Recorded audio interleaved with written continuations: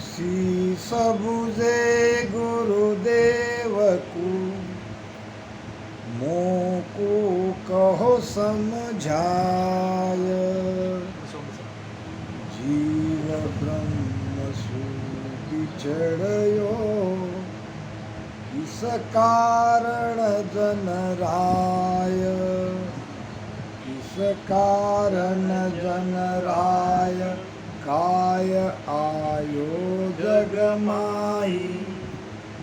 भोलप कन रिसाय, कान माया रसताई।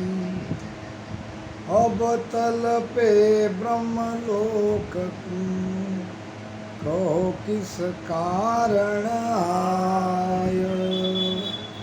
सीख बुझे गुरुदेव को, मोको कहो समझाय। सीख बुझे गुरुदेव को, मोको कहो समझाए। क्या समझना चाहते हैं शिष्य? गुरु महाराज से पूछ रहे हैं अपनी शंका। जीव ब्रह्म सु बिछड़ियो, किस कारण जन राय। ये जो जीव है, ये जीव पहले कहाँ था? जब हमने पांच तत्व की इस देह को धारण नहीं किया था, तब हम कहाँ थे? परमात्मा। जीव ब्रह्म का अंश है, जो रवि प्रतिबिंब होय। घटपट घटपटदा दूरा भया, ब्रह्म जीव नहीं दोय। ये जो घट का पर्दा है, ये घट का पर्दा दूर होते ही हमको हमारे स्वरूप का ज्ञान होगा। तब समझ में आएगा कि हम दो नहीं हैं। दो तो माया के कारण हमें लग रहा है। ममो वांसे जीव लोका, जीव भूता सनातन। भगवान कृष्ण गीता में कहते हैं, जीव तू मेरा ही अंश है। जीव ब्रह्म सु आविया, जीव ब्रह्म ही होए। ये जीव परमात्मा से आया है, यानी जीव के अंदर जो आत्मा है वो परमात्मा है।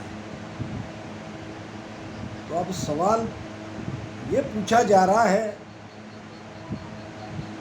ब्रह्म जहाँ सुन सुख दुख नाही। लेना एक न देना काई। का कारण यो खेल बनायो, पांच भूत कर संग होय आयो। ब्रह्म जहाँ सुख दुख नहीं। जहाँ हम परमात्मा में थे, पार ब्रह्म में थे, वहाँ सुख भी नहीं था, दुख भी नहीं था। अब इसको थोड़ा व्यवहारिक भाषा से समझने का प्रयास करेंगे। वैसे तो आप सब लोग ज्ञानी दिख रहे हो, मेरे जान पहचान की हो, अच्छी समझ ज्ञान की ये पिपाड़ में है। मैं कई बार आ चुका हूँ। जैसे कि माता पिता अपने बेटे की शादी करते हैं। अब शादी करते तो परिवार हो जाता है बड़ा। फिर बेटे को, बहू को लगता है कि ये इतने सारे परिवार में वो सुख नहीं मिलेगा, हमको तो हमारे माता पिता से अलग होना चाहिए। तो वो क्या करते हैं, फिर बहू रूठ जाती है, मनाने से भी नहीं मानती। सास ससुर बेचारे थक जाते हैं, बेटे को पूछते हैं तुम्हारी बहू को क्या हो गया, तो मुझे क्या मालूम। यानी उनके मन में परिवार से अलग अपना घर बसाने की इच्छा होती है।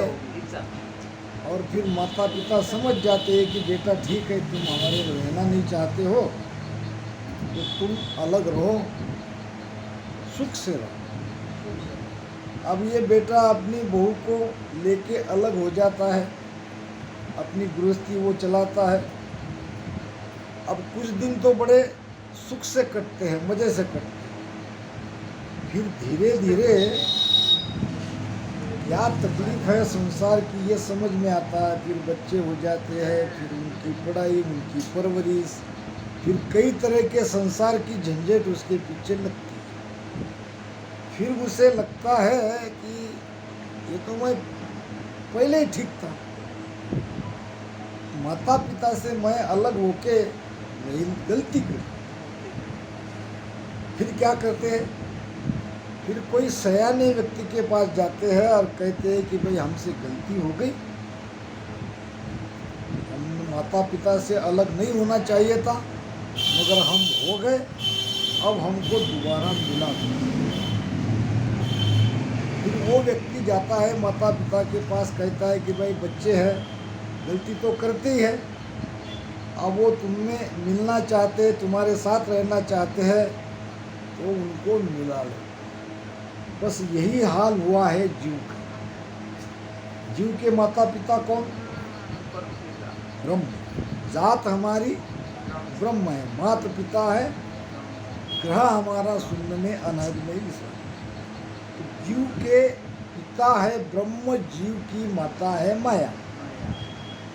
अब ये माया ब्रह्म में था तो वहाँ सुख भी नहीं था तो दुख भी नहीं था जब ये ब्रह्म में था तो। अब उसके लिए इसने शरीर धारण किया। अब शरीर धारण करने के बाद यहाँ सुख से रहना चाहिए था, मगर अब उसके समझ में आ रहा कि ये संसार का सुख भी झूठा है, हम यहाँ आके फंस गए। अब हम बीच वाला जो है वो है सदगुरु। अब सदगुरु की शरण में जाके उनको प्रार्थना करते हैं कि हमें पिता के पास वापस जाना है, हमें मिलना है। तो लगभग इस तरह से ये जीव का हाल हुआ है। अब महाराज कहते हैं कि ये जीव ब्रह्म से यानी पार ब्रह्म परमात्मा से यहाँ क्यों आया। जीव ब्रह्म सु बिछड़ो किस कारण जन रहा है, किस कारण आया? सुख के लिए। मगर हुआ क्या? सुख को नामात्र मिला, यहाँ दुख ही दुख मिला। बिछड़ रहे हमारे सूरजमल जी भाई साहब चले गए, ये दुख है कि नहीं? नाम मात्र सुख संसार में है और यहाँ दुख ही दुख है, दुख ही दुख है। इसलिए हम अब दोबारा परमात्मा में मिलने के लिए भक्ति कर रहे हैं। हम राम राम भजन क्यों कर रहे हैं? अब हमें आना जाना नहीं है। कई बार हम आके देख लिए, कई बार हम मरे, कई बार हम जन्मे, मगर इसमें सुख नहीं है। सुख तो है परमात्मा को पाने में। किस कारण जन राय काय आयो जगमाई। काय मतलब क्यों, क्यों आया जग में? तो सुख के लिए आया, सुख के लिए ही संसार बना। हर एक पिता को जैसे लगता है कि अपने बेटे सुख से रहे, इसी प्रकार पार ब्रह्म पिता को लगा कि ये जीव सब हमारे बेटे हैं और इनको सुख मिलना चाहिए, हमारे सुख के लिए ही ये संसार बना है। मगर हुआ क्या? हम काल के जपेटे में आ गए और जहाँ काल है, जहाँ डर है, वहाँ सुख नहीं है। यहाँ डर है कि नहीं? यहाँ डर ही डर है। अगर डर नहीं रहता तो हम डॉक्टर के पास जाते ही नहीं। सबसे ज़्यादा डर है यहाँ मृत्यु का। ये मृत्यु का डर सबके पीछे लगा है, इसलिए हम इस काल को, मृत्यु को जीतने के लिए और दोबारा कभी हम यहाँ वापस ना आए, इसके लिए ये भक्ति कर रहे हैं, भजन कर रहे हैं। अब यहाँ महाराज को शिष्य पूछ रहे हैं कि जीव क्यों आया। आने के दो कारण हो सकते हैं, एक तो भोलप में या एक तो क्रोध से, कि भाई वहाँ किसी से कुछ झगड़ा हुआ। अब परिवार में अगर झगड़ा फसाद होता है, कोई कुछ बुला बुरा कहता है तो बच्चे घर छोड़ के चले जाते कि नहीं? ऐसे ही हम, हमारा घर किसी से कुछ बातचीत हुई, झगड़ा हुआ, या क्रोध के आवेश में आकर वो घर छोड़ा, या ढोलप में आए, ढोलप कन रिसाए, कण माया रसताई, या माया का सुख लेने के लिए आए। अब तलपे ब्रह्मलोक को कहो किस कारण आए। अब क्यों तलप रहे हैं वापस जाने के लिए?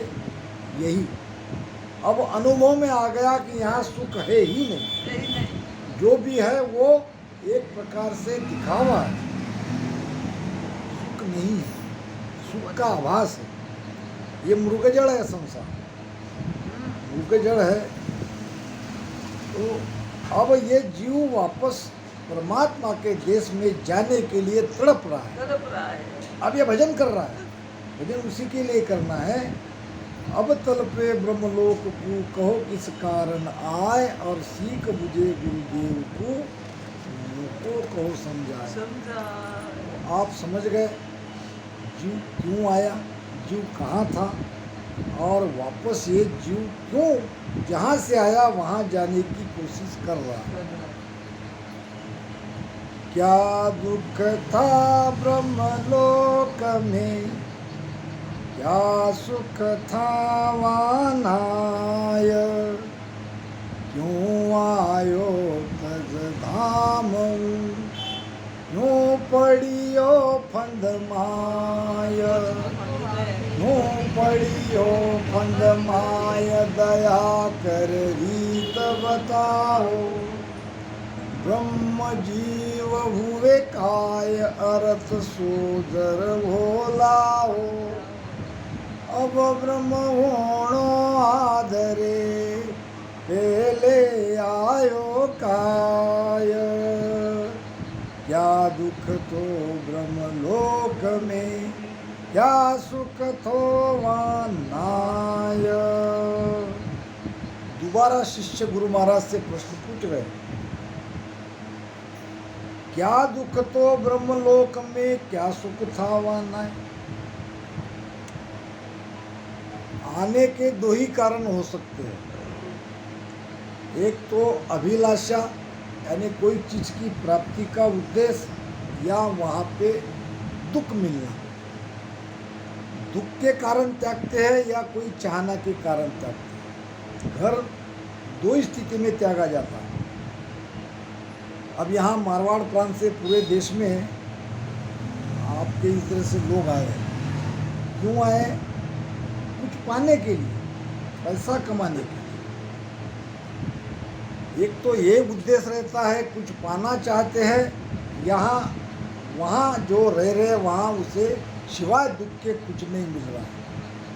अब ये प्रश्न पूछ रहे हैं कि जब ये जीव ब्रह्म में था, यानी पार ब्रह्म में था, इसने शरीर धारण नहीं किया था, तो वहाँ इसकी स्थिति क्या थी?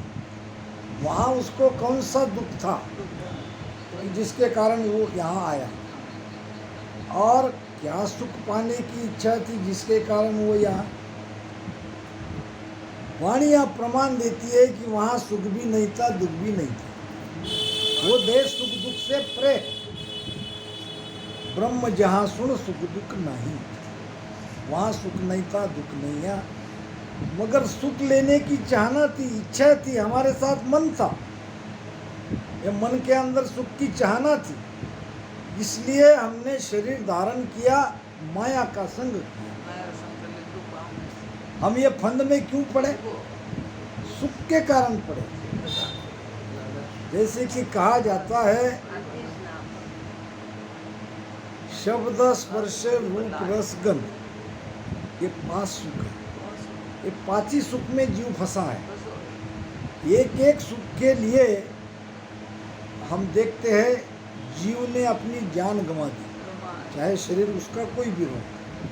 अब शब्द की सुख की तरफ देखो, शब्द सुख किसको अच्छा लगता है? हिरन को, हिरन समझते ना, वो व्याध ऐसी सीटी बजाता है और वो हिरन सीटी की आवाज़ सुन के मंत्र मुग्ध हो जाता है। और उसको पता है कि ये व्याध है, मुझे पकड़ेगा, मगर वो आशिक हो जाता है उस ध्वनि का, शब्द के सुख का। वो बजाता है और वो खड़ा रहता है, इतना चपल, इतना तेज दौड़ने वाला, आवाज के खातिर वहीं खड़ा रहता है। और व्याध उसको, व्याध समझते हो ना? नहीं समझते। वो पकड़ने वाला, हाँ, शिकार करने वाला। आप लोग क्या कहते हो? शिकारी कहते हो? ठीक है। अहेड़ा, तो वो जो हिरन है वो शब्द के सुख में अपनी जान गंवा देता है। स्पर्श सुख में हाथी अपनी जान गंवाता है। अब हाथी कितना ताकतवर है।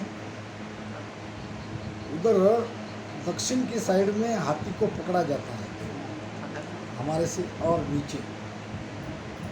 हाथी बहुत ताकतवर है। इस ताकतवर को भी पकड़ा जाता है तो उसके लिए एक नीचे गड्ढा खोदते हैं।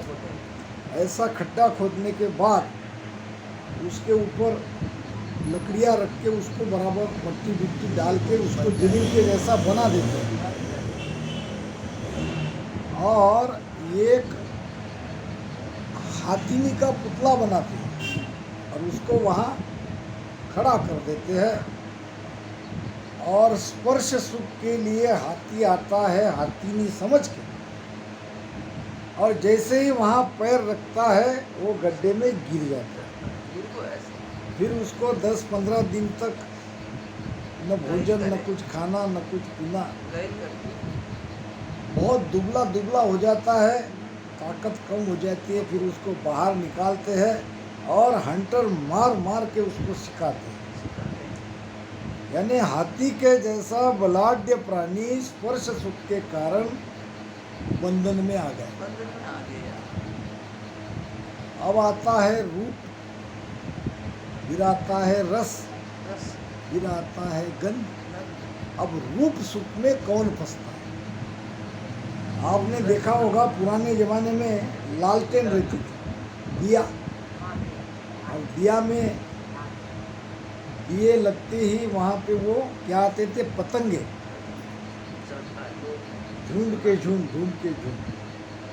महाराज ने वाणी में एक शाख आई है, जूनर को होण्यो लिखो, अलग संदर्भ में आई है, फिर भी उसमें इस ज्ञान मिलता है। जूनर को होण्यो लिखो, सो मत आवे दाय, पर भाते नर उठ कर, वाही करे उपाय, वाही करे उपाय, परत चूके नहीं कोई, होय पतंगो जीव पड़े दीपक के माही, जले गड़े सुख राम कहे, बर्तन काची खाय, जूनर को होयो लिखो, सो मत आवे दाय। होय पतंगो जीव पड़े दीपक। अच्छा, वो दीपक में क्यों पड़ते हैं? क्या उनको दिखता नहीं? उनके आगे जो पतंगे जाके दिए तक गए वो जल के मर गए, फिर भी ये वहीं जाके अपनी जान गंवाते। इसका कारण क्या है?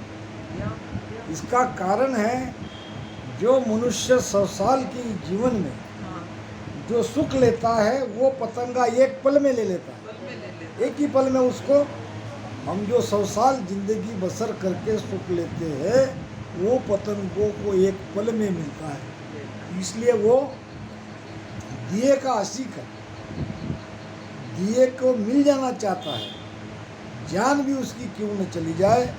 तो रूप सुख में फंसा है पतंगा, शब्द सुख में फंसा है हिरन, और स्पर्श सुख में अपनी बंधन में आया है हाथी। अब रस को देखो, और फिर गंध को देखो, ये मछलियाँ पकड़ने वाले क्या करते हैं, कांटा डालते हैं और कांटे में कुछ अनाज लगाते हैं और वो मछलियाँ रस सुख के कारण वो कांटा अटक जाता है, ऊपर खींच लेते हैं, पानी से निकाल लेते हैं, मर जाता है। और फिर आता है कमल का ये भंवरा, गंध के कारण लकड़े को छेद करने वाला भंवरा फूल की सुगंध का इतना आशिक रहता है तो वो छोड़ नहीं पाता, फिर शाम को ऐसे मिट जाते हैं तो उसमें फंस के मर जाता है, मगर छूटता नहीं। मनुष्य के अंदर पांचों विषय सुख की चाहत है, एक एक सुख में इन प्राणियों ने अपनी जान गंवा दी है, बंधन में पड़ गए।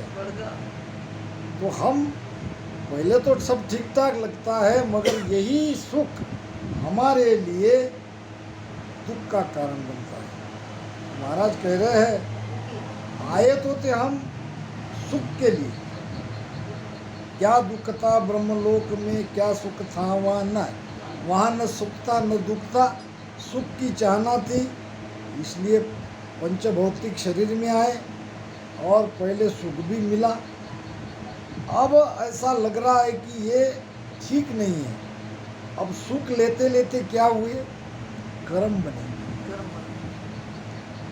हमारे अंदर कर्ता भाव आया और कर्ता भाव आने से हम कर्म करने लगे या कर्म होने लगे।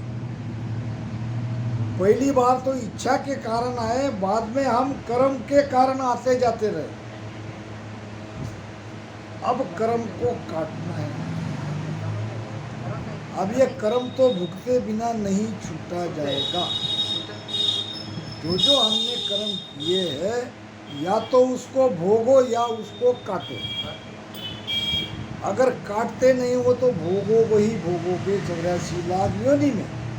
84 लाख योनियाँ भोग योनियाँ है, वहाँ कर्म बनते नहीं है, वहाँ कर्म को काटे नहीं जाते। लक 84 जून में एक मिनका देही होए, 84 लाख योनि में एक मनुष्य शरीर ऐसा है कि इसमें बहुत भारी गुण है और कर्म काट सकता है, वो चाहे तो कर्म से अलग हो सकता है। गुण भारी करतार सु ऐसो ब्रह्मन होए, ऐसो ब्रह्मन होए हद बेहद में जोई। महाराज कहते हैं कि हद बेहद में सबको मैंने जाके देख लिया। अमर लोक जे जाए धरे मिनका देह सोई। अब जो अमर लोक में जाते हैं वो मनुष्य शरीर से ही जाते हैं, मनुष्य शरीर से ही भजन भक्ति करके अमर लोक में जाया जा सकता है। सुख राम और किण जून सु गर्भन छूटे, बाकी योनियों से ये गर्भ में आना जाना मिटता नहीं। तो अब ये समझ लेना चाहिए कि हम भजन क्यों कर रहे हैं, कर्म काटने के लिए। हमारे कर्म कटे कि नहीं ये भी देखना है, कि भजन ही करते रहेंगे। अरे जिसके लिए कर रहे हैं वो कुछ चीज आई कि नहीं हमने, वो भी तो देखना चाहिए। क्या कहते हैं गुरु महाराज, राम राम भजन करने से कर्म कट गए, उसके क्या प्रमाण है।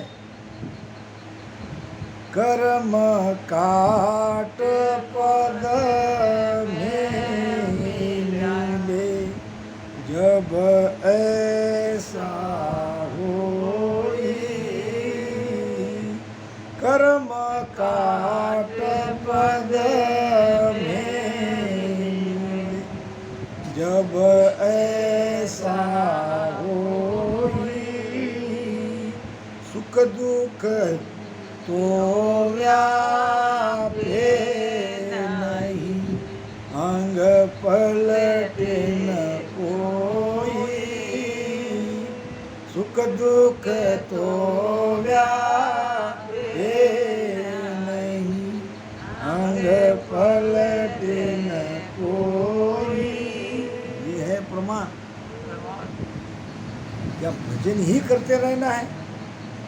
करते करते भजन होते रहना चाहिए। करते करते भजन होते रहना चाहिए।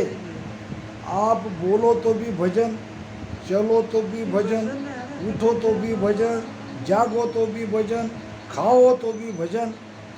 ये स्थिति आनी चाहिए। बोलत चालत खावत पीवत धंधे माए पुकारे, वो भजन होने वाला भजन है। इसी से होगा। घटना से राम राम करते करते वो भजन होता रहेगा और तब बनेगी ये स्थिति। सुख को सुख नहीं मानेंगे, सुख सुख नहीं लगेगा, दुख दुख नहीं लगेगा। ये सुख दुख एक भ्रम है, ये भाव बन जाएंगे। ऐसी उच्च स्थिति में चले जाएंगे तब हमारा कर्म कटा। कर्म काटने का ये उपाय है, दूसरा कोई उपाय नहीं है। मगर कर्म कटे कि नहीं ये भी देखना है।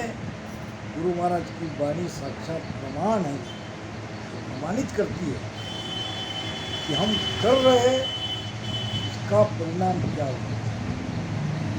महाराज फरमा रहे हैं, क्यों आयो तद धामो, क्यों पड़ियो फंद माए।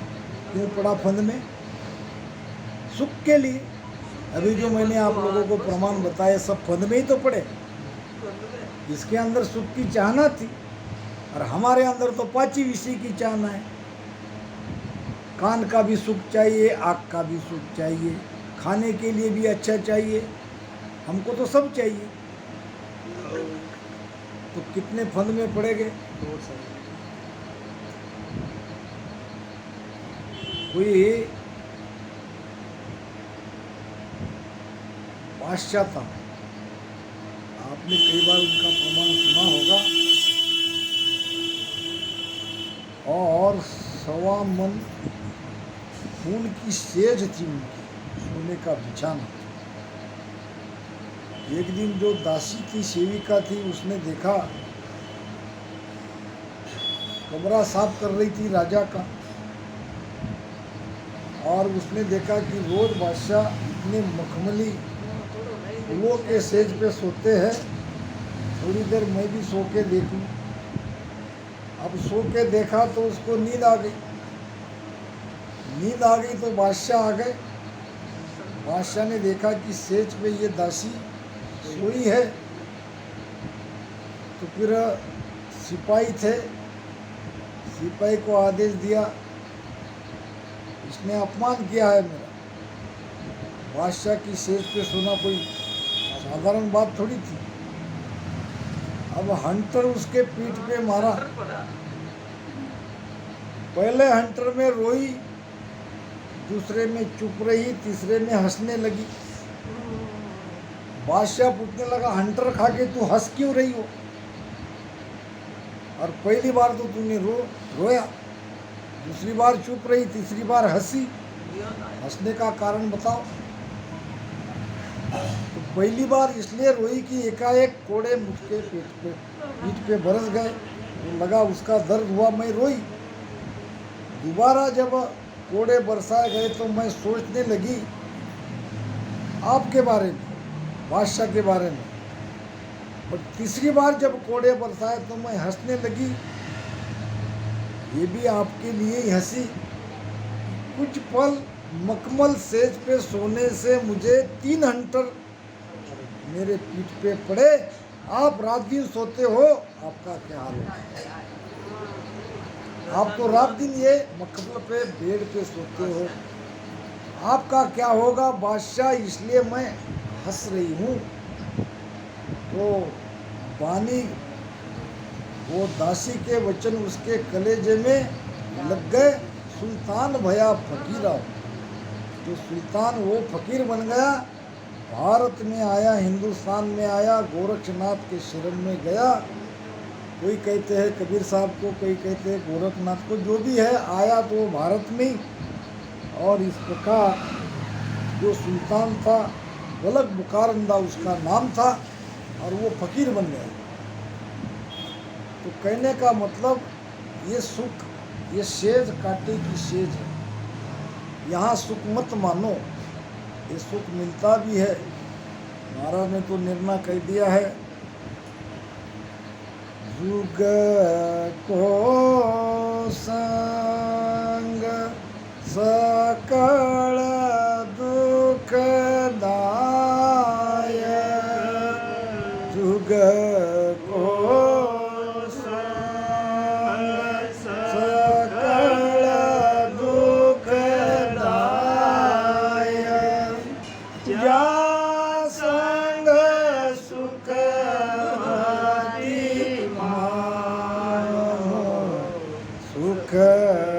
सुखदायक सतसंगत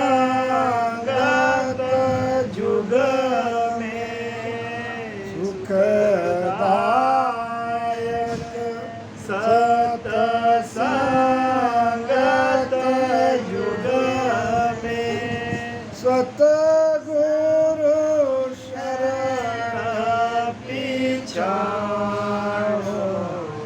बांधा आयो सरमति हारो, बांधा आयो सरमति हारो।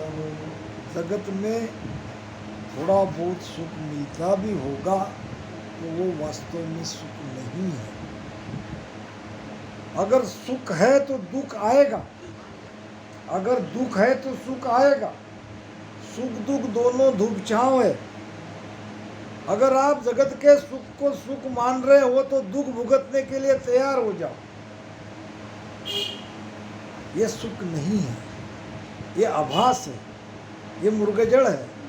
जुग को संग सकल दुखदायक, जासन सुखमति मानो, और सुखदायक सत्संगत जुग में सतगुरु शरण पूछो।